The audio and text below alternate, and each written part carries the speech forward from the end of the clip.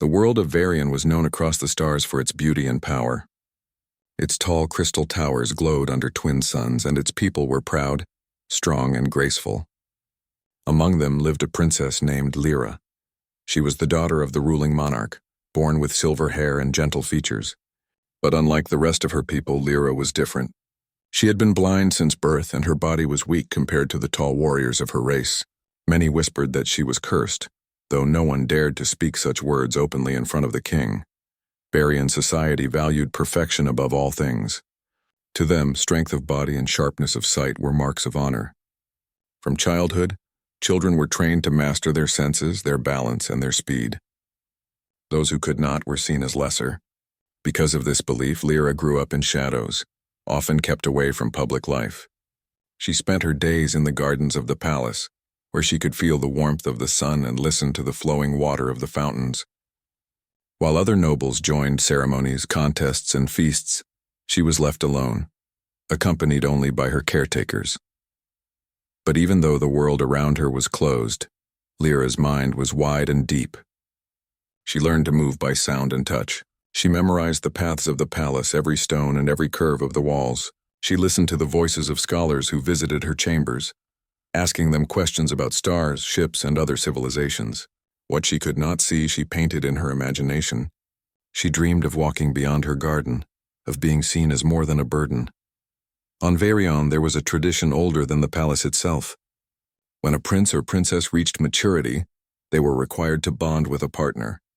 The bonding was not marriage in the human sense, but something far deeper. It was a joining of minds, a permanent link between two souls. Once formed, the bond could not be broken, and through it both partners shared strength, energy, and even thoughts. For Varians, a bond was proof of unity and destiny. For a royal, it was also a duty, since the future of the crown required stability. The time came when Lyra was expected to bond. The court gathered in the grand hall, filled with bright light from crystal chandeliers. Nobles and warriors stood in rows, dressed in shimmering robes and armor. The ritual began with Lyra stepping forward, her delicate hands guided by attendants. She wore a silver dress that caught the light, but her unseeing eyes made the nobles shift uncomfortably. To them, she looked fragile, unfit to represent their people. One by one, young nobles of high rank were asked if they would step forward to attempt the bond with her. Silence followed each request. Some avoided her gaze entirely, others forced polite smiles but shook their heads. A few whispered excuses about duties and missions, but the truth was clear. None wished to join their life to a princess who could not see, who could not walk as swiftly as they did, who was whispered to bring shame upon the crown. The king's jaw tightened as rejection after rejection filled the hall. The queen's eyes softened with sorrow, though she said nothing. Lyra stood quietly, her chin lifted, her hands trembling only slightly. She had expected this moment for years. In her heart, she had known that no one would choose her. Still, the sting of silence hurt more than she had imagined. When the last name was called and no one answered, the hall grew cold and heavy. The counselor announced that the ritual had failed. Without a bondmate, the princess could not fulfill her role in the future of the kingdom. Some muttered that it was shameful to even attempt such a ceremony. Others argued that she should be excused from duty entirely, but Lyra did not cry. She bowed her head with grace and whispered words only she could hear. If no one wished to walk beside her, then she would walk alone. She would not beg for love nor for duty, yet deep inside a quiet ache grew stronger. She longed not just for a bond, but for someone who might truly see her, not with eyes but with heart. Unseen by her, a visitor stood at the edge of the hall that day. A human envoy, tall and curious, had come with his delegation to witness Varian traditions. His name was Elias Ward, and unlike the Varians, he did not look away when he saw the princess. He did not see weakness in her blind eyes or frail form. Instead, he saw the way she stood with dignity even as rejection weighed on her shoulders. He felt a stir of admiration, though he said nothing, for it was not yet his place to speak. As the court dismissed the gathering, Lyra was led back to her chambers. The people of Varian returned to their lives carrying whispers of shame and pity. None of them knew that this moment, quiet and cruel, would be the beginning of a story that would change not only the fate of a blind princess, but the destiny of two worlds. The day after the failed bonding ceremony, The halls of the Varian palace were still heavy with silence. Rumors spread quickly among nobles, merchants, and even servants. Many whispered that the princess had brought shame to the throne. Some said the council should send her away to live quietly, far from the royal court. Others pitied her, but their pity was laced with distance, as if she were someone to be avoided. While the palace whispered, the human delegation moved through the city with fresh eyes. It was their first time visiting Varian. Their leader, Captain Elias Ward, was a man in his mid-30s, broad-shouldered with steady brown eyes that seemed to notice everything. He had come as part of a diplomatic mission to strengthen ties between humans and the Varians. Trade routes, defense treaties, and cultural exchanges were on the agenda, but to Elias, what stood out most was not the grand halls or the shining towers, but the quiet figure of the princess he had seen in the ceremony. He could not forget the way she stood while everyone turned away from her. She had looked fragile, yes, but there was a strength hidden in her stillness. She had faced rejection with her head lifted high, never begging or showing anger. Elias had been in many courts before on many worlds, and he had seen princes and nobles crumble at far smaller insults. The image of Lyra's calm expression stayed with him long after he returned to his quarters. Later that day, the humans were invited to a feast in the royal dining hall. Tables of crystal and silver were filled with fruits, glowing drinks, and strange foods that shimmered with colors unfamiliar to human eyes. Music filled the air, soft and elegant, played on instruments of glass and string. Nobles laughed, spoke of politics, and boasted of their victories. Yet Elias noticed the princess was not there. Her absence made the room feel incomplete. During the feast, he finally asked a question that made the Varians pause. "Where is Princess Lyra?" he said, his voice calm but firm. "I would like to speak with her." The nobles exchanged glances. Some chuckled softly. Others frowned as if he had broken an unspoken rule. The king himself, sitting at the head of the table, sighed before answering. "My daughter is resting. She does not join us for such events." "It is better this way." "Better for whom?" Elias asked before he could stop himself. His words cut through the music like a blade. The hall grew silent. Dozens of eyes turned toward him, some in shock, others in anger. But Elias did not flinch. He kept his gaze steady, waiting for an answer. The queen's voice broke the silence. Gentle but firm, she said, "She has chosen to remain apart. The world has not been kind to her." Elias nodded slowly, though inside he felt a surge of frustration. He had learned long ago that strength came in many forms. Humans, after all, were not the fastest nor the strongest species in the galaxy. Yet time and again they had endured, adapted, and survived where others thought they could not. To see someone dismissed simply because she did not fit her people's narrow image of perfection stirred something deep in him. After the feast, Elias left the hall and followed the quiet paths of the palace. He moved with care, asking a servant where the princess's chambers were. At first the servant hesitated, but the calm authority in Elias's voice convinced them to lead the way. He found her sitting alone in a garden of glowing flowers. The night air was cool, and the twin moons painted silver shadows across the ground. Lyra sat on a stone bench, her hands folded in her lap. Though her eyes were clouded, her face was turned toward the sky as if she could see the stars. Elias approached slowly, not wanting to startle her. "Your Highness," he said gently. She turned her head toward the sound of his voice. Her lips curved into the faintest smile. "I know that voice. You are the human captain." "I am," Elias said, stopping a few steps away. "I was at the ceremony yesterday." "You saw my failure," she whispered. Elias frowned. "That was not your failure." For a moment silence hung between them. The night breeze stirred the flowers, filling the garden with soft fragrance. Lyra tilted her head. "You speak as if you know the truth of it.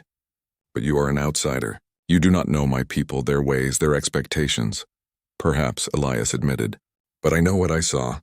I saw a hall full of people too afraid to stand beside someone who has more strength than they will ever understand." Her fingers tightened against her dress. "Strength?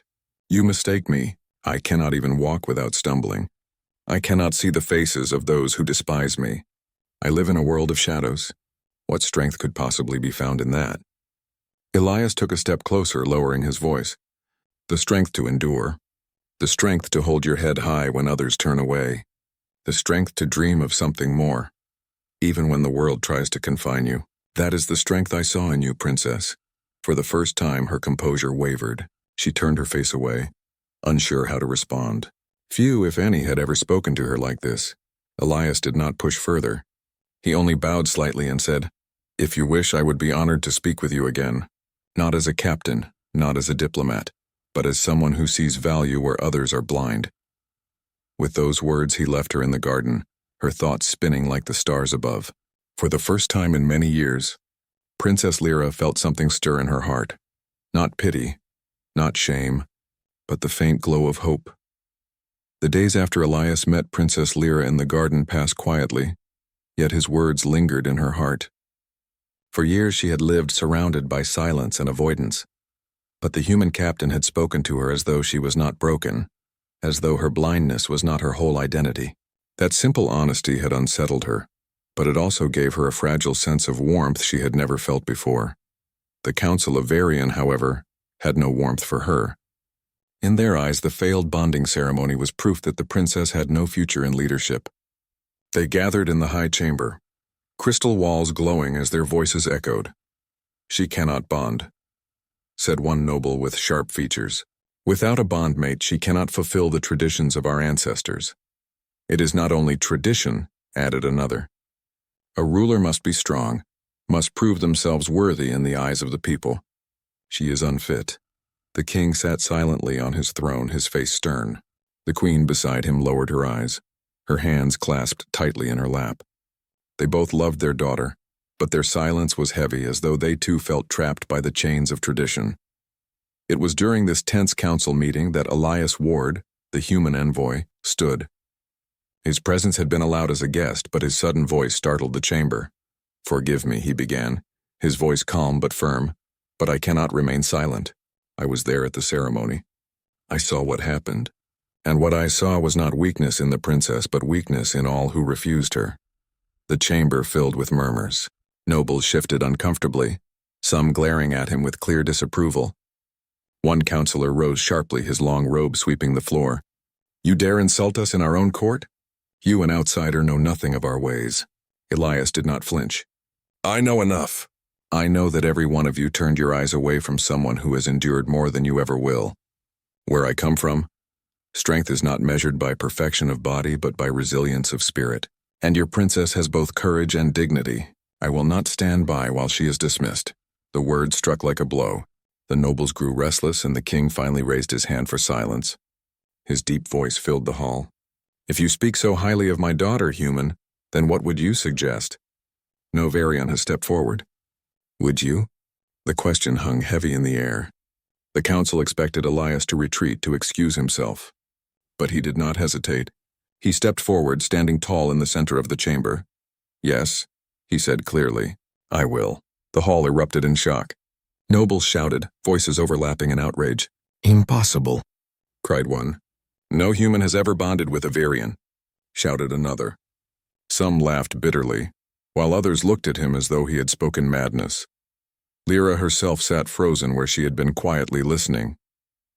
She turned her face toward the sound of his voice, her blind eyes wide. "You would bond with me?" she whispered. Elias turned to her, his voice steady. "If you will have me, I do not know if the bond between human and Varian can succeed. But I know I am willing to try, because you deserve someone to stand beside you, not out of pity, but out of respect." The queen's eyes filled with tears. She quickly blinked away. The king, however, frowned deeply. "Do you even understand what you are offering? A bond is for life. It is not a simple vow or alliance. Once joined, your souls are tied forever. Do you accept this knowing the cost?" "I do," Elias answered without hesitation. The chamber fell into uneasy silence. All eyes turned to Lyra. The weight of choice pressed upon her shoulders. For so long, no one had wanted her. Now suddenly, here stood a stranger from another world, offering himself freely. Her heart pounded, fear and hope mixing until she could hardly breathe. Slowly, she rose from her seat, guided only by the sound of his voice. Her steps were careful but steady. When she stood close enough, she reached out with trembling hands, and Elias gently placed his palm against hers. "I accept," she whispered. The chamber gasped. Nobles muttered furiously, some in disbelief, others in outrage. "This is madness! An insult to tradition! A dangerous risk." Their voices echoed, but Lyra no longer cared. For the first time in her life she had chosen, and someone had chosen her. The king's expression softened, though his voice remained heavy with authority. So be it, the bond shall be attempted. But know this. If it fails, it will not only disgrace my daughter, but also your people, human. Elias nodded. I accept that risk. The council ended in turmoil, but the decision was made. A date was set for the ritual, and whispers spread across the city like wildfire. Some called it foolishness, others called it scandal. But among the ordinary people, curiosity grew. Could a human truly bond with their princess? Could this impossible act succeed? In her chambers that night, Lyra sat alone, her hands pressed against her heart. For so long she had been unwanted. Yet now someone had stepped forward, not out of duty, not out of pity, but with courage. For the first time in her life, she felt the possibility of belonging. And in another wing of the palace, Elias stood by the window, gazing out at the twin moons. He knew the challenge ahead would be unlike anything he had faced before. But he also knew one thing with absolute certainty. He would not let the princess face it alone. The day of the bonding ritual came faster than anyone expected. The palace buzzed with whispers, and the city beyond was filled with rumors. Some said the human captain had been bewitched. Others said he was a fool, blinded by pity. A few, though very few, wondered if perhaps there was something deeper, something the Varians themselves had failed to see. The sacred chamber where the ritual would take place stood at the heart of the palace. Its walls were carved from ancient crystal that glowed faintly in the presence of life. The floor was marked with circles and runes older than any record, etched into stone that shimmered as though touched by starlight. It was here that bonds had been formed for thousands of years, where countless generations of nobles had joined their souls. Princess Lyra entered first, guided by attendants. She wore a simple white gown that trailed softly behind her, and though her steps were slow, her chin was lifted high. Her heart raced in her chest, but she kept her face calm. For the first time, she was not walking into rejection. Someone had chosen to stand with her. Moments later, Elias entered the chamber. He wore no armor, only a plain tunic and trousers, for the ritual required purity and simplicity. His steady gaze took in the strange beauty of the place, the glowing crystals and ancient runes. Though he was an outsider, he walked forward without hesitation. When his eyes found Lyra, he gave her a small nod, a silent promise that he was not afraid. The high priest of Varian stood between them, his long robe shining with threads of gold. His voice was solemn as he spoke. This is the ritual of bonding. Two souls once joined can never be divided. If the bond succeeds, you will share thoughts, strength, and even a part of your very life. If it fails, both of you may suffer harm. Do you still accept? I accept, Elias said firmly. I accept, Lyra whispered, her voice trembling but sure. The priest gestured for them to step into the glowing circle. As they did, the crystals brightened, filling the chamber with a soft, pulsing light. Take each other's hands, the priest instructed. Lyra reached out, her fingers shaking slightly, and Elias gently took her hand in his. His grip was warm and steady, and the moment their palms touched, the runes on the floor flared to life. The bonding began.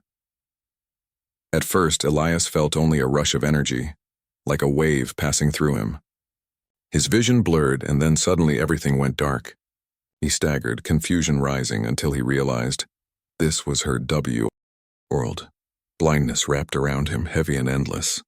For a heartbeat, panic clawed at him, but then he remembered Lyra's calm, the way she had lived with this darkness all her life. He steadied himself and breathed. Then within the darkness, something else emerged.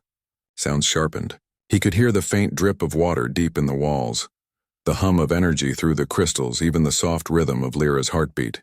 He felt textures more vividly, the warmth of her hand, the cool air moving across his skin.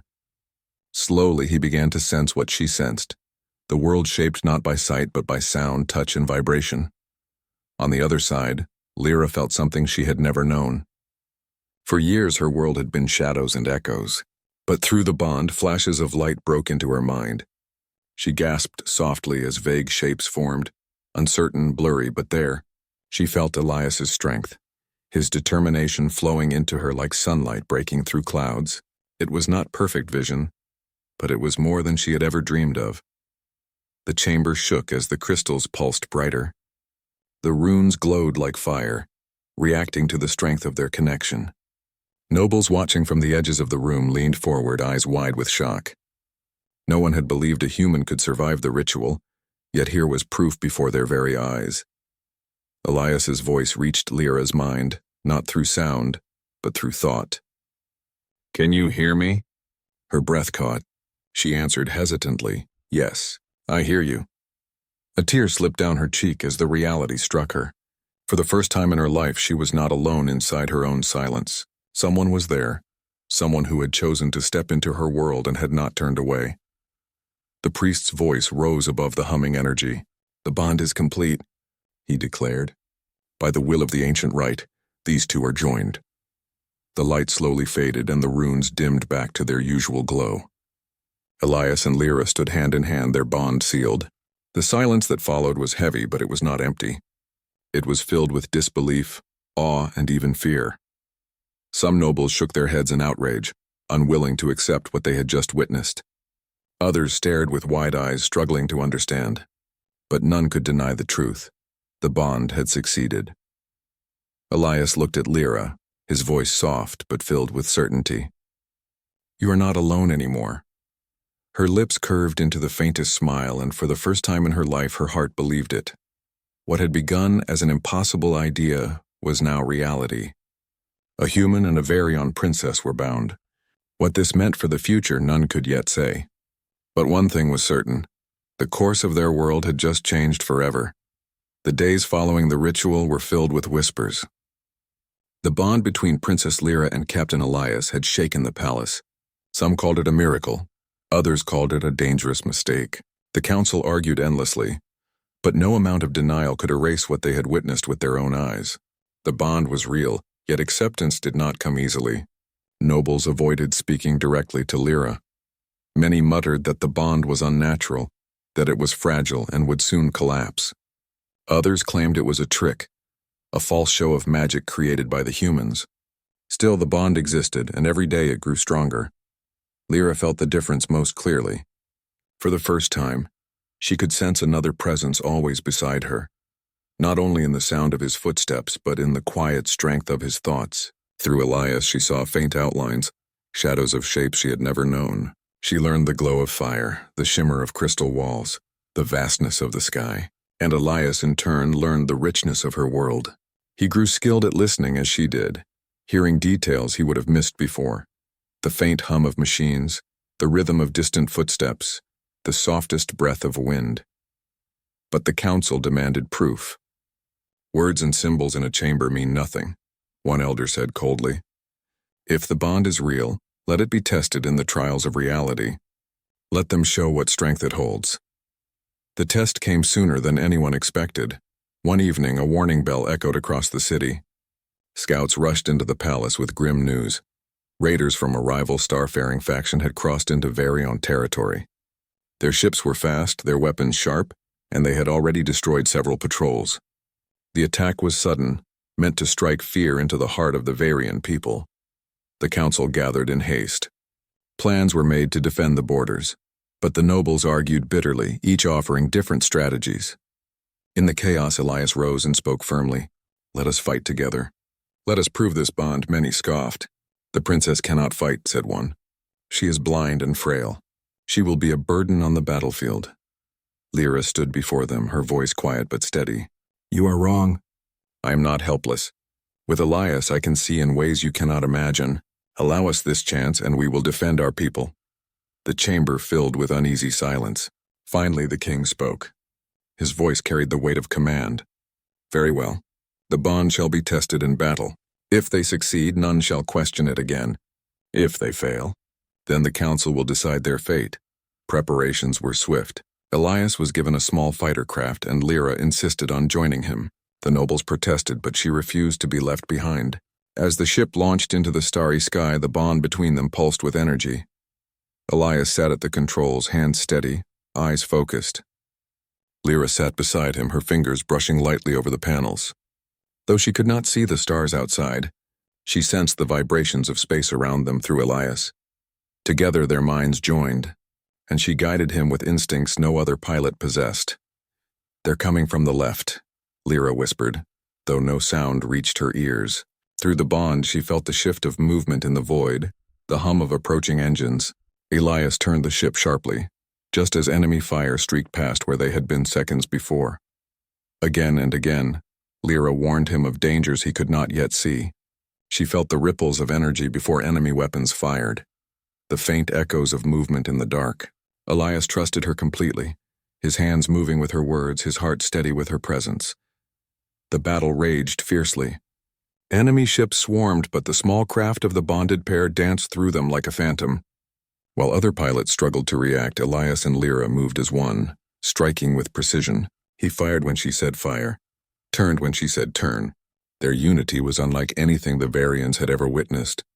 From the command center on the ground, nobles and officers watched in stunned silence as the human and their blind princess outmaneuvered the raiders.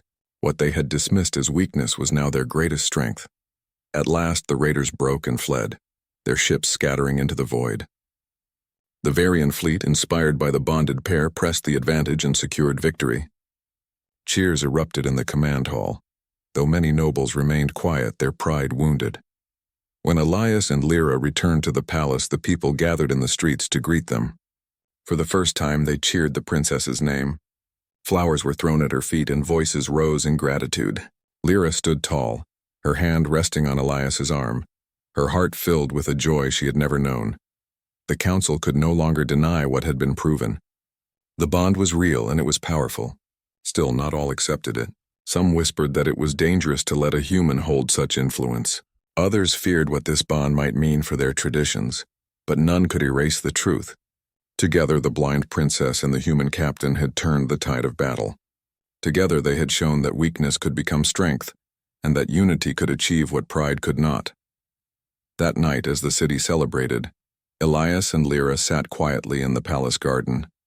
The bond between them glowed warmly, stronger than ever. For the first time, Lyra whispered words she had long feared to believe. "We are not alone anymore." And Elias answered softly, "No, not anymore." The victory against the raiders had sent shockwaves throughout Varian. The people who had once whispered about Princess Lyra's weakness now spoke her name with admiration. News of the bond between human and princess traveled quickly, carried by messengers, traders, and excited citizens. They told stories of how Lyra, blind and disabled, had guided the human captain through the battle, helping him strike down enemies with precision no ordinary pilot could achieve. The council, however, remained divided. Some could not accept the idea that a human, an outsider, had saved their world. Others grudgingly admitted the bond's power but fretted over what this meant for the traditions they had lived by for centuries. Still, even their arguments could not erase the fact that Lyra had become a hero in the eyes of the people. Within the palace, the princess herself felt a change. She had once moved quietly through the halls, careful not to draw attention. Now, as citizens bowed respectfully or greeted her with smiles, she held herself with newfound confidence. The bond with Elias had opened doors to senses she never knew existed. She could see through him, feel his awareness of the world, and trust his instincts. Where once she relied solely on her memory and the careful guidance of attendants, she now moved with assurance and decisiveness. Elias, too, had changed. Though he had always been brave, the experience of bonding with Lyra taught him humility and patience. He learned to slow down, to pay attention not only to what he saw but to what he felt, what he sensed in the world around him. Together they complemented each other in ways that amazed both Varians and humans alike. One morning, the queen called Lyra to her private chambers. "You have shown courage beyond what anyone expected," she said gently. "Your bond has proven that strength is more than physical ability. But there is more work to do. People still doubt and the council is restless. You must show them that your wisdom matches your courage." Lyra nodded, listening to her mother's advice. She knew the words were true. Her position was no longer about simply surviving. It was about leading. "I understand," she said quietly, "and I will try." In the following days, Lyra began meeting with scholars, advisors, and citizens. Though she could not see their faces, she felt their intentions through subtle gestures, the rhythm of their speech, and the energy that moved through them. Elias guided her when needed, offering insights about human perception that complemented her own Varian instincts. Together they made plans for improving defenses, organizing trade, and helping the disabled and overlooked members of society. Their efforts did not go unnoticed. Slowly, attitudes began to shift. Citizens who had once dismissed Lyra's abilities now sought her guidance. Young nobles who had mocked her now approached with caution, then curiosity and eventually respect. The palace corridors, once filled with whispers of pity, now carried stories of her courage and brilliance. One afternoon, as Lyra walked through the gardens with Elias at her side, a group of young children approached. They had heard of the princess who had fought in battle and bonded with a human. Shy at first, they finally asked if she would teach them to be brave. Lyra knelt down, reaching out her hand to each of them, and spoke words that carried both warmth and wisdom. "You do not need perfect sight or strength to be strong," she said. "Bravery comes from trying, from helping others, and from believing in yourself. Each of you has power inside you. Never let anyone tell you otherwise." The children beamed, and some of them even held her hands, feeling the strength that radiated from her bond with Elias. In that moment, Lyra realized that her role as a princess was not only to lead but to inspire. Her disability did not define her. It was part of the life that had shaped her into someone others could look up to. As weeks passed, the council slowly began to accept the truth. They could no longer argue against what the people had already embraced. Lyra's voice grew stronger in meetings. She offered solutions, made decisions, and guided her people with insight and empathy. Elias remained at her side, always supportive, but he knew that the princess had grown into a leader in her own right. Their bond gave her strength, but it was her courage, intelligence, and resilience that truly shone. At night, when the palace was quiet, Lyra and Elias often walked through the gardens hand in hand. The twin moons cast silver light across the flowers, and the air was filled with the soft hum of life. Lyra could not see the moons, but through Elias she sensed their glow and felt a deep connection to the world around her. "Do you ever regret stepping forward?" she asked softly. Elias shook his head. "Never. You are more than I ever imagined. You have shown everyone that true strength comes from the heart." Lyra smiled, her blind eyes reflecting only the light she could sense. For the first time she felt whole. She had been invisible for so long, but now she stood at the center of her world, not because she was forced to, but because she had proven herself worthy. She had become a symbol of hope, courage, and possibility, not just for Varians, but for anyone who had ever been overlooked or underestimated. And as she walked beside Elias, feeling the pulse of life around her and within her bond, she knew that the journey was only beginning. Together they would face whatever challenges came next, and together they would continue to inspire a world that had once tried to keep her in the shadows.